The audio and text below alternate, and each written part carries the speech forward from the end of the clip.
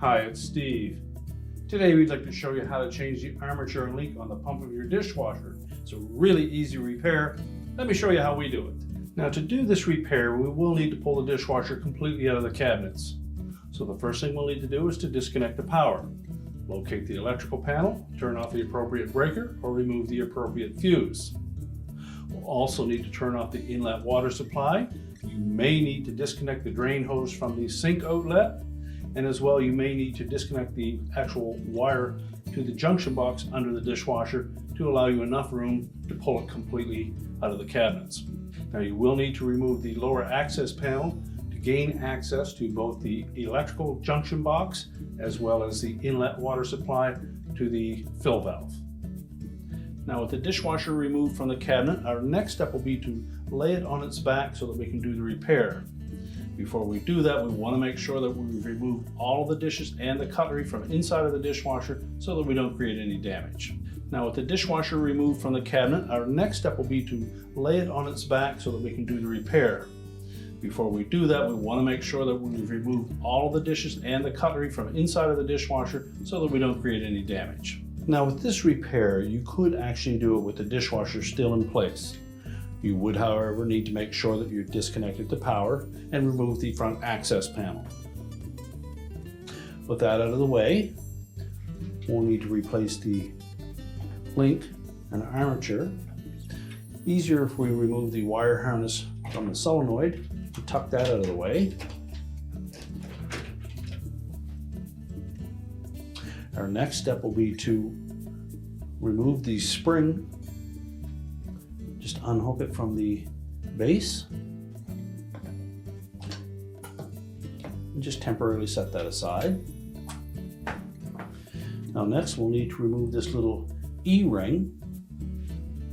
So we're either using a small flat blade screwdriver, you can pry it away from the shaft, or pull it off with a pair of needle nose pliers. So we'll just set that aside. Then we'll carefully lift that bracket or lever off of the shaft. Just pull straight up on it.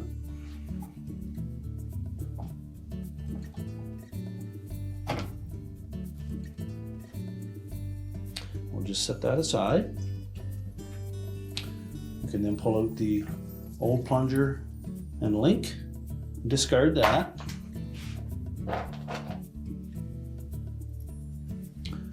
We'll line up the new assembly into the solenoid, make sure it slides in and out easily. Now, when installing the lever, we want to make sure that we line it up with the shaft for the diverter in that pump, which has one flat side to it. And the hole through that lever has a flat side on it as well. Make sure that when we install it, that the little detent is on the top. Line it up properly and then just press it down onto the shaft. Make sure we line up the link with the slotted opening. And then press that down far enough so that we expose the shoulder that E-clip is going to fit onto. Now, you'll find it easier to put that little E-ring on with a pair of pliers. We'll line it up so that the open end of the E-ring lines up with that little plastic detent.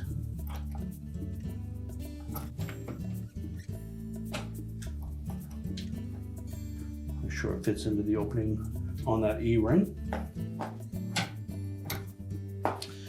And then we can reinstall the spring.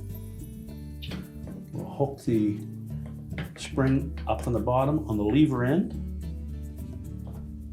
and over the top on the end of the mounting bracket. Check the function of it. Now that we've verified that the new plunger and link work properly, we'll next need to reconnect that wire harness. Make sure it fits on nice and snug. And now we can begin to reassemble the supplies to the dishwasher if you've disconnected those. If not, we simply need to put the access cover back in place. Now, if you've removed the dishwasher to do this repair, you'll need to push it back into the cabinets, re-secure it to the bottom of our countertop. You'll need to reconnect our inlet water supply, our drain hose, and our electrical supply. If you didn't remove the dishwasher, all it remains to do is to put the access panel back on, reconnect the power, and your repair is complete.